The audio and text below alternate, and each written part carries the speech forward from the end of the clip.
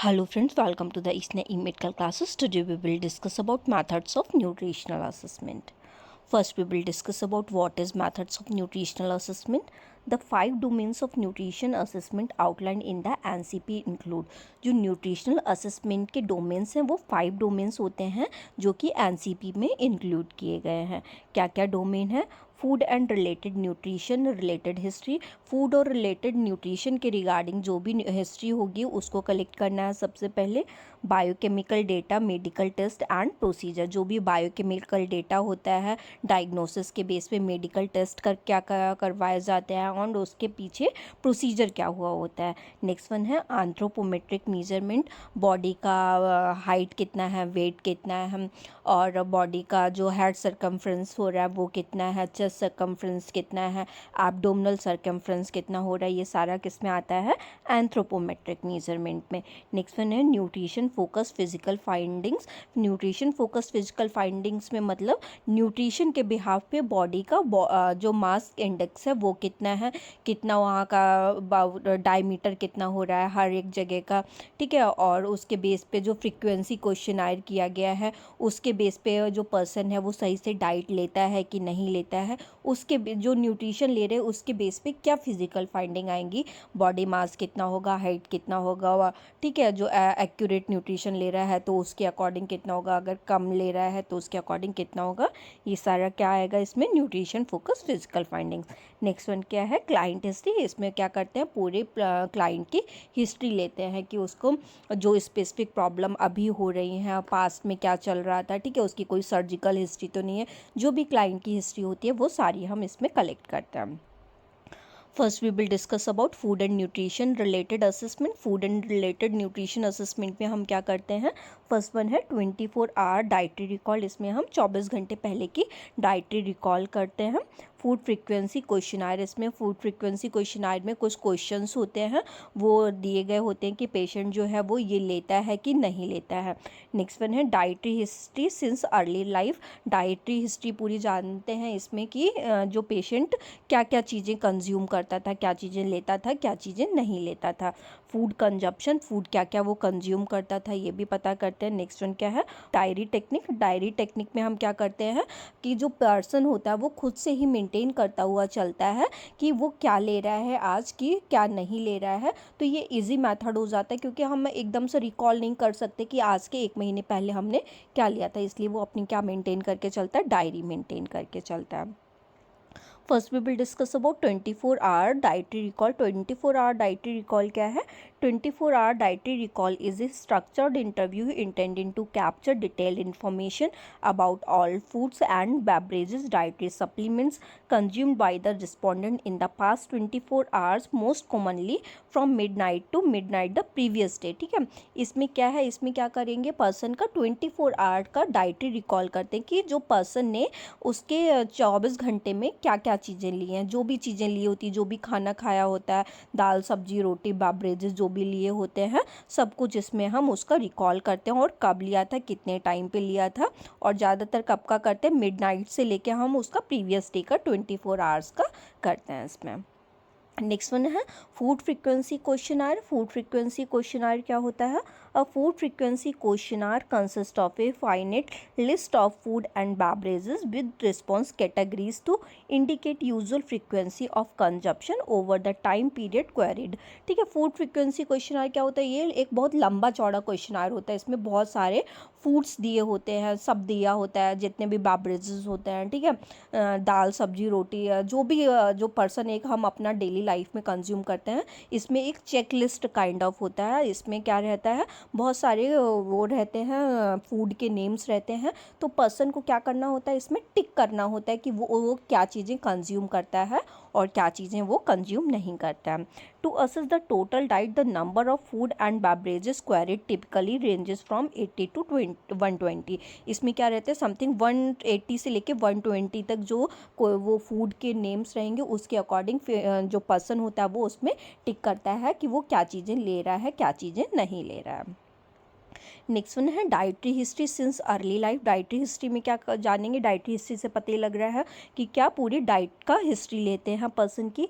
A dietary history is a retrospective structured interview method consisting of question about habitual intake of foods from the core food groups, for example meat and alternative cereals, fruit, vegetables, dairy and extras, and dietary behavior like skipping breakfast, dieting। ऐसा इसमें क्या लेते हैं, पूरा dietary history लेते हैं।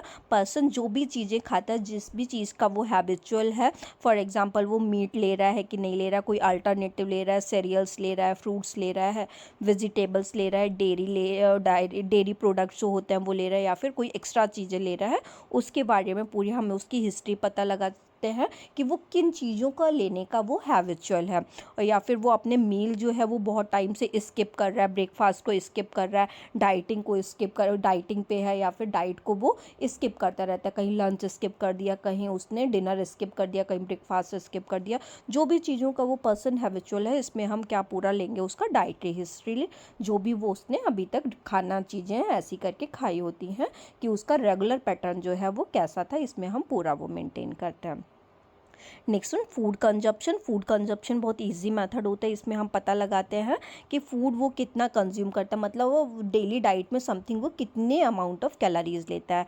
What item you are eating on daily basis, इसमें क्या पता लगाएंगे, डेली बेसिस पे जो पर्सन है वो क्या चीज़ें खा रहा है, कैलोरीज टेकिंग पर डे, और वो कितनी कैलोरीज है वो पर डे में ले रहा है।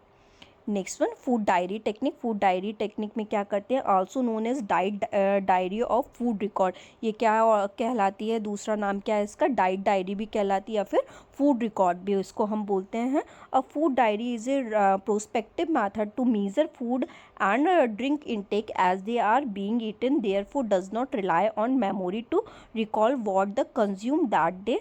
There are two type of food diary.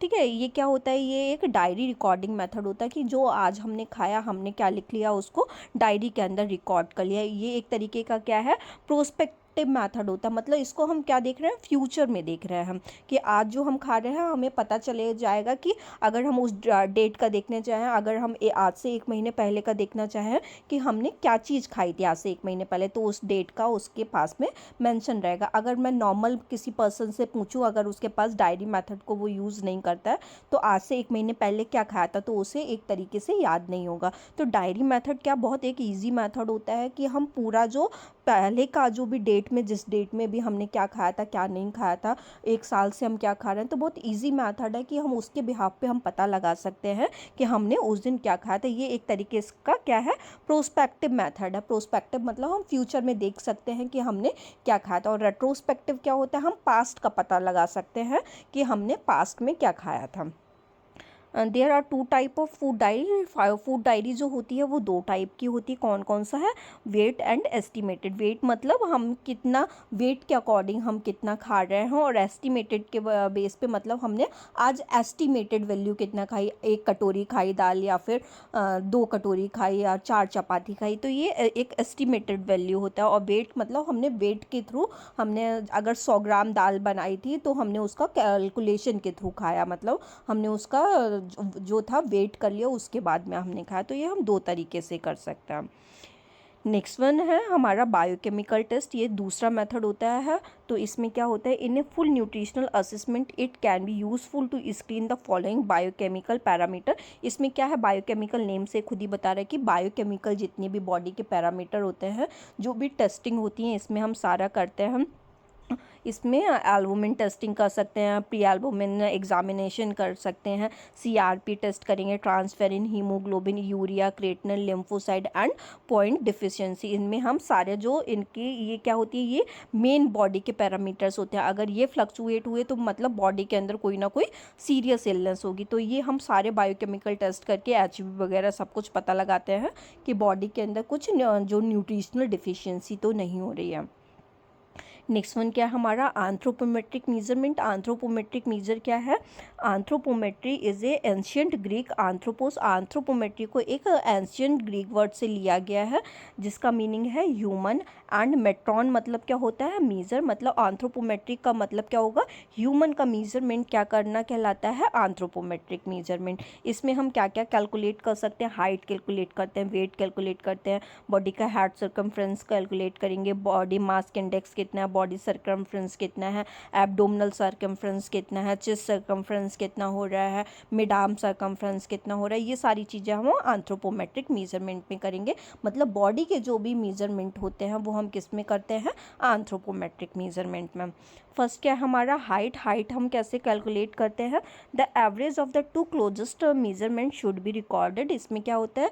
To closest measurement जो होते हैं उनको रिकॉर्ड करना होता है। For children who can stand A stadiometer should be used. एक जो बच्चा है वो जो खड़ा हो सकता है उसके लिए हम क्या यूज़ करते हैं? स्टेडियोमीटर का यूज़ करते हैं।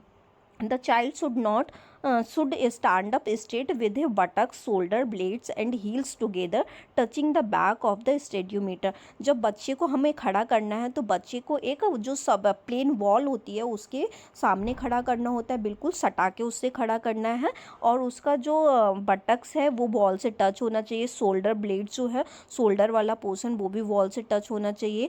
हील्स जो होने चाहिए, जो पैर की हील्स होती हैं वो पास में होनी चाहिए। Touching the back of the stadiometer, और उसका जो बैक है वो स्टेडियोमीटर को टच करना चाहिए।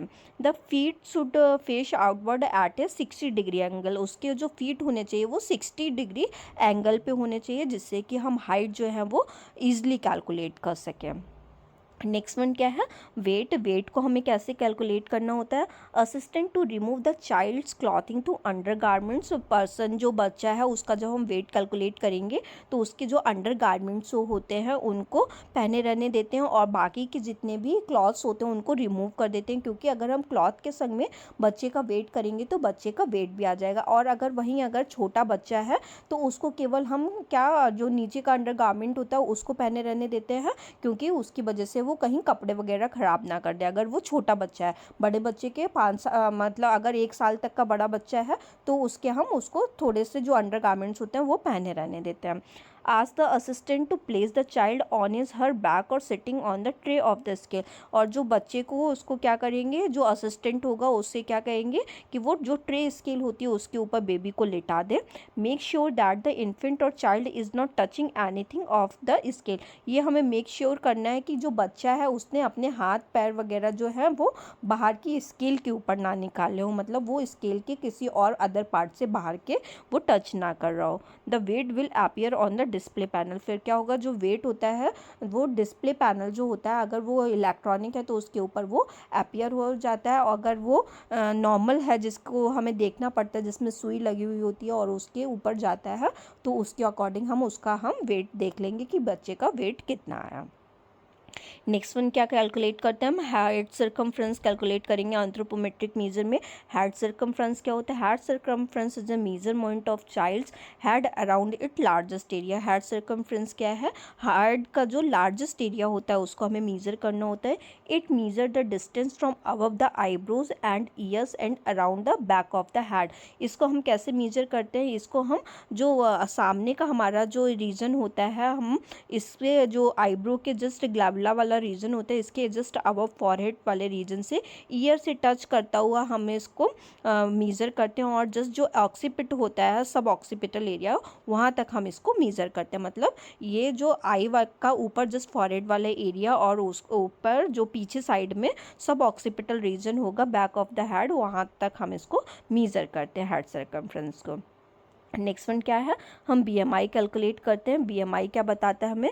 BMI body mass index is a person weight in kilograms divided by the square of height in metres. ये इसका पर्सन का जो बच्चे का वेट होगा वो किस में आएगा? किलोग्राम से होगा, और उसका जो मीटर स्क्वायर जो उसकी हाइट होगी उससे हम उसको डिवाइड कर देते हैं। BMI is an inexpensive easy screening method for weight category. जो BMI मेथड जो होता है ये वेट कैटेगरी के लिए बहुत ईजी मेथड होता है, इसके लिए हम क्या कर सकते हैं, इसमें क्या क्या चीज़ें रिकॉर्ड की जा सकती हैं। बच्चा जो है वो अंडर वेट हो रहा है, हेल्दी वेट हो रहा है, ओवर वेट हो रहा है, या फिर उसको ओबेसिटी बच्चे को प्रेजेंट है, ये सारी चीज़ें हम मीज़र करते हैं। नेक्स्ट वन है बॉडी सर्कमफ्रेंस। बॉडी सर्कमफ्रेंस में हम बॉडी के सारे सर्कमफ्रेंस जो होते हैं वो मीज़र करते हैं। टू असिस द एडिपोसिटी, इसमें हम क्या करते हैं, बच्चा जो है वो कहीं एडिपोज तो नहीं हो रहा, मतलब उसको बहुत ज़्यादा एडिपोज टिश्यूज़ तो कलेक्ट नहीं है, तो उसका क्या क्या देखते हैं, वेस्ट सर्कमफ्रेंस देखते हैं, हिप सर्कमफ्रेंस देखेंगे और लिम्स भी देखते हैं, एंड स्किन फोल्ड थिकनेस भी देखते हैं, उसकी जो स्किन को फोल्ड करके देखते हैं कि उसकी थिकनेस क्या हो रही है, और उसका MUAC मतलब मिड अपर आर्म सर्कमफ्रेंस भी देखते हैं। Mid arm circumference is circumference of the right upper arm measured at the mid point between the tip of the shoulder। जो मिड आर्म सर्कमफ्रेंस है इसको हम राइट अपर आर्म सर्कमफ्रेंस जो होता है उसको हम मीज़र करते हैं। ये कहाँ से मीज़र किया जाता है, ये मिड पॉइंट से मीज़र किया जाता है। जो हाथ है उसका मिड पॉइंट को लेते हैं, tip of the shoulder and the tip of the elbow, इसको टिप ऑफ द शोल्डर लिया जाएगा और टिप ऑफ द एल्बो लिया जाएगा, मतलब शोल्डर से लेंगे और उसका टिप लेंगे, और एल्बो का भी हम क्या लेते हैं, टिप लेते हैं। मतलब इसको हम क्या कह सकते हैं, एलिक रेनन प्रोसेस होती है, और जो कौन सी प्रोसेस होती है, एक्रोमियम प्रोसेस होती है। उन दोनों प्रोसेस से हम इसका जो मिड आर्म सर्कमफ्रेंस होगा बोलेंगे, और जस्ट उसके बीच का एक इमेजिनरी लाइन ड्रॉ करते हैं कि बीच में जो आ रहा होता है उसका हम सर्कमफ्रेंस ले लेंगे। Next one skin fold thickness. Skin fold thickness में हम क्या देखेंगे, it is a non invasive method of body fit estimation. ये क्या होता है, नॉन इन्वेजिव मेथड होता है, इसमें हम बॉडी फिट का एस्टिमेशन लगाते हैं कि ये एज के अकॉर्डिंग इसका बॉडी फिट है वो ठीक है कि नहीं है। द जैक्सन पॉलॉक 3 साइड, इसमें हम क्या कहते हैं, जैक्सन पॉलॉक ने ये 3 साइड का मेजरमेंट दिया है। इसमें हम जो स्किन फोल्ड देखते हैं वो कहाँ कहाँ से देखते हैं, थाई से देख सकते हैं, सुपर इलियक स्पाइन जहाँ प्रेजेंट होती है वहाँ से देख सकते हैं, और ट्राइसेप्स का भी हम स्किन फोल्ड थिकनेस ले सकते हैं हम। Next one nutrition focus physical finding. Nutrition focus physical finding में क्या होगा हमारा, nutrition focus physical exam are a head to toe assessment of a resident physical appearance. ये क्या है, ये एक head to toe physical examination होता है। इसमें बच्चे का क्या करते हैं, head to toe physical examination पूरा करते हैं, and function to help determine sign of nutrient deficiency and to identify mall nutrition. और बच्चे का देखते हैं कि जो बच्चे को किसी भी तरीके की न्यूट्रिएंट डिफिशियंसी तो नहीं हो रखी है, और उसका जो माल न्यूट्रिशन होगा वो हम आइडेंटिफाई करते हैं। ये जो फिजिकल फाइंडिंग्स है, जो बॉडी का फिजिकल एग्जामिनेशन है, इसका वीडियो मैंने एक अलग से बनाया हुआ है, अगर इसको देखना है तो आप वो देख सकते हैं। नेक्स्ट वन क्या है हमारा, इसमें क्या करेंगे, nutrition focus physical finding assessment often refer to a clinical assessment. जो न्यूट्रिशन फोकस फिजिकल फाइंडिंग है, ये इसको क्या और बोला जाता है, क्लिनिकल असेसमेंट भी बोल सकते हैं हम।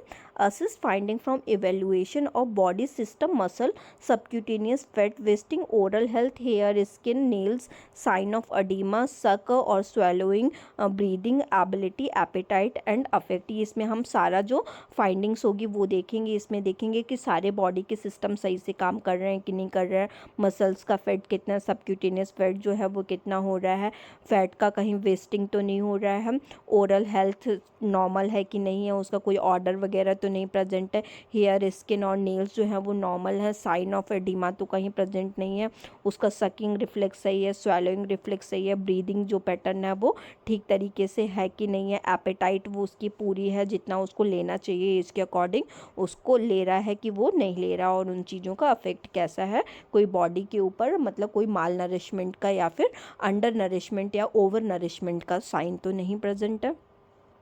नेक्स्ट वन क्या लेंगे हम, क्लाइंट की हिस्ट्री लेंगे। क्लाइंट की हिस्ट्री में क्या लेंगे, patient clinical history is a crucial component of nutritional assessment. जो पेशेंट की क्लिनिकल हिस्ट्री होती है ये एक क्रूशियल कंपोनेंट होता है न्यूट्रिशनल असेसमेंट के लिए।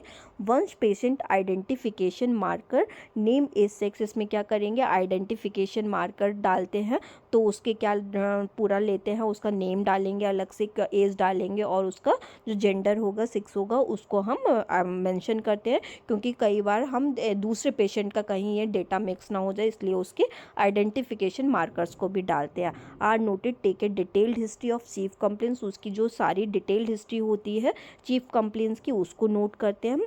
If not mentioned in chief complaint, ask for other constitutional symptoms such as fever, fatigue, malaise, loss of appetite और sleep disturbance. अगर इसने अपने चीफ कंप्लेंट में अगर हमें ऐसा कोई न्यूट्रिशनल डिफिशियंसी के लिए साइन सिम्टम्स नहीं समझ में आता तो हम उसके पूरी हिस्ट्री ले सकते हैं, उसमें पूरा ले देंगे हम फीवर आ रहा है उस पर्सन को कि नहीं आ रहा है, कब आया, कब था, कि अगर नॉर्मल है तो नॉर्मल उसका रिकॉर्ड कर देंगे, कहीं फैटिक तो फील नहीं हो रहा है पर्सन को, मेलाइज तो फील नहीं हो रहा है, मतलब बहुत थका हुआ और एकदम वैसा तो नहीं है उसका बॉडी, और उसकी एपेटाइट कैसी है, जो एपेटाइट है वो पूरी तरीके से ले रहा है कि नहीं ले रहा है, कहीं लॉस ऑफ एपेटाइट तो नहीं प्रेजेंट है, और पर्सन के अंदर स्लीप डिस्टर्बेंस प्रेजेंट है कि नहीं प्रेजेंट है, ये सारा हम उसका हिस्ट्री में लेंगे. Next one, inquire about the patient usual weight and ask if there have been any changes. Person का जो वेट होगा वो लेंगे और देखेंगे कहीं वेट में जो अभी के टाइम पे कहीं फ्लक्चुएशंस तो प्रेजेंट नहीं है वेट में. Ask if there are any symptoms suggestive of malnutrition. उसका कोई माल न्यूट्रिशन का बॉडी के अंदर सिम्टम्स तो प्रेजेंट नहीं है, कोई वेट चेंज तो नहीं हो रहा, सच एज रैसेस वगैरह कहीं प्रेजेंट तो नहीं है, सोर इन द माउथ तो प्रेजेंट नहीं है, क्योंकि ये विटामिन डिफिशियंसी के ऐसे जो वो होते हैं वो साइन हो सकते हैं. ड्राइनेस ऑफ स्किन तो प्रेजेंट नहीं है, आइज़ जो है वो नॉर्मल है कि नहीं है, लॉस ऑफ नाइट विजन तो नहीं हो रहा, हेयर लॉस तो नहीं है, ब्लीडिंग गम्स तो नहीं प्रेजेंट है बच्चे में, और poor healing of wounds, swelling of extremity, tingling और नमनेस, ऐसे कोई साइंस तो उसके अंदर प्रेजेंट नहीं है. ये सारा लेंगे, अगर इनमें से कोई साइन सिम्टम प्रेजेंट होगा तो उसको हम रिकॉर्ड करेंगे और देखेंगे कि ये किस डिजीज़ कंडीशन का साइन हो सकता है. नेक्स्ट वन, क्लाइंट हिस्ट्री में और क्या लेना है. Client about eating habit and dietary preferences. उसकी ईटिंग हैबिट कैसी है, उसका डाइटरी प्रेफरेंसेस क्या है, वो खाने में क्या चीज़ें पसंद करता है. For example ask about the number of meal eaten in a day. उसका देखेंगे कि जो मील्स है वो कितने बार दिन में लेता है. अप्रॉक्सीमेटली पोर्शन साइज, उसका क्या कैलकुलेट करेंगे, पोर्शन साइज वो कितने ले रहा है. Ask about any factor affecting food intake like poor dentition, ulceration in the oral cavity. अगर उसको फूड इंटेक या फिर पुअर डेंटिशन ऐसी कोई प्रॉब्लम है वो भी नोट डाउन करेंगे. Ulceration in the oral cavity, कहीं मुंह में कोई कैविटी में कोई अल्सरेशन तो नहीं हो रहा है, डिफ़िकल्टी तो नहीं है स्वेलोइंग करने में, loss of appetite, heartburn, nausea, vomiting, ऐसे कोई साइन सिम्टम्स तो उसके अंदर प्रेजेंट नहीं है. अगर प्रेजेंट हैं तो उसको भी हम नोट डाउन करेंगे. Next one, ask about the current major clinical और सर्जिकल इलनेस के बारे में उसको पता करेंगे, कोई सर्जिकल या फिर मेडिकल इलनेस तो नहीं हो रही है उसको, इंक्लूडिंग मेंटल इलनेस, और उसकी मेंटल इलनेस को भी आइडेंटिफाई करेंगे, अगर प्रेजेंट होगा तो नोट डाउन करेंगे. Also ask if they are taking any medication, और उससे ये भी पूछेंगे कहीं वो कोई मेडिकेशंस वगैरह तो नहीं ले रहा है, और अगर कुछ प्रिस्क्रिप्शन वगैरह चल रहा है तो वो किस चीज़ का चल रहा है. Ask if there any history of chronic illness. अगर बच्चे को कोई क्रोनिक इलनेस या फिर ऐसा कोई हिस्ट्री तो नहीं प्रेजेंट है, कभी हॉस्पिटलाइजेशन हुआ है, कोई ट्रॉमा या फिर मैलिग्नेंसी, ऐसा कोई चीज़ें उसके अंदर तो प्रेजेंट नहीं है. In female patient detail menstrual history should be taken. अगर वहीं कहीं फीमेल पेशेंट है तो उसका मेंस्ट्रुअल हिस्ट्री भी लेंगे. उससे पूछेंगे amenorrhoea in child bearing age women can indicate pregnancy, chronic infection, chronic illness, eating disorder. कहीं एमिनोरिया तो प्रेजेंट नहीं. एमिनोरिया मतलब जो उसको जो मेंस्ट्रुएशन साइकिल है वो पॉज हो रखी है, अगर वहाँ पे वो पॉज हो रखी है तो वो कहीं जो प्रेगनेंसी का ये एक साइन सिम्टम हो सकता है. तो अगर उसको लेंगे तो अगर उसने कोई चाइल्ड बियरिंग हो रखी है वो भी पता करेंगे, अगर नहीं है वो भी पता करेंगे. अगर क्योंकि एमिनोरिया जो हो सकता है अगर प्रेगनेंसी नहीं होगी तो फिर वो क्रोनिक इन्फेक्शन या फिर क्रोनिक इलनेस और ईटिंग डिसऑर्डर का साइन सिम्टम हो सकता है. तो ये उसकी डिटेल मेंस्ट्रुअल हिस्ट्री उसकी पूरी जानेंगे. Next ask question related to life style habit. उसकी लाइफ स्टाइल हैबिट से रिलेटेड क्वेश्चन जानेंगे कि वो कैसा काम करता है, माइल्ड वर्क कर रहा है, सेडेंट्री वर्क कर रहा है कि हैवी वर्क कर रहा है, ये सारी चीज़ें जानेंगे. उसकी फिजिकल एक्टिविटी और एक्सरसाइज का जो रूटीन है वो भी पता करें. Next one, history about social habits such as drinking, smoking, tobacco's consumption और other prescription drugs should also be taken. उसकी पूरी हिस्ट्री लेंगे कि वो स्मोकिंग करता है कि नहीं करता है, तंबाकू वगैरह कुछ ऐसा कंजप्शन तो नहीं करता है, कोई ड्रग वगैरह ऐसी चीज़ों के ऊपर वो डिपेंडेंट है कि नहीं है, तो उसका पूरा लाइफ स्टाइल का जो भी हैबिट्स होगा वो जानेंगे। Since socio economic condition can affect nutritional status, request information related this as well. उसका जो सोशियो इकोनॉमिक कंडीशन होती हैं वो भी हमारा न्यूट्रिशनल पैटर्न जो होता है उसको वो इम्पैक्ट कर सकती हैं, क्योंकि अगर सोशियो इकोनॉमिक स्टेटस जो होगा वो अगर पुअर पर्सन होगा तो वो क्या कर पाएगा, वो ज़्यादा चीज़ें अफोर्ड नहीं कर सकता, महंगी महंगी चीज़ें जैसे ड्राई फ्रूट्स वगैरह ऐसी चीज़ होंगी तो वो अफोर्डेबल नहीं होंगी, तो उसको सोशियो इकोनॉमिक स्टेटस भी वहाँ पे जानेंगे, क्योंकि ये हमारे न्यूट्रिशनल स्टेटस को इम्पैक्ट करता है। Finally family history can also be useful for the early diagnosis of condition. उसका फाइनली हम क्या जानेंगे, पूरा फैमिली हिस्ट्री लेंगे, क्योंकि फैमिली हिस्ट्री कई दफ़े हम लोगों के जो अर्ली डायग्नोसिस किसी की चीज़ की करने में बहुत ज़्यादा इंपॉर्टेंट रोल प्ले करती है, क्योंकि अगर हमें पता है कि हमारे फैमिली में कोई इस चीज़ से सफ़र कर चुका है तो हमें पता चल जाएगा कि हमें भी इस चीज़ के चांसेस हो सकते हैं, तो उसकी फैमिली हिस्ट्री भी लेंगे। That can affect a patient nutritional status और हेल्प आइडेंटिफाई अंडरलाइंग प्रीडिस्पोजिंग कंडीशन। तो ये हमें किस में पता करने में हेल्प करती है, पर्सन जो पेशेंट जो है उसका न्यूट्रिशनल स्टेटस को पता करने में हेल्प करती है, और कोई भी अगर इससे कोई भी कंडीशन जनरेट हो सकती है, कोई भी डिजीज कंडीशन हो सकती है, तो इसमें हमारी फैमिली हिस्ट्री जो होगी वो हेल्प करेगी लेने के लिए।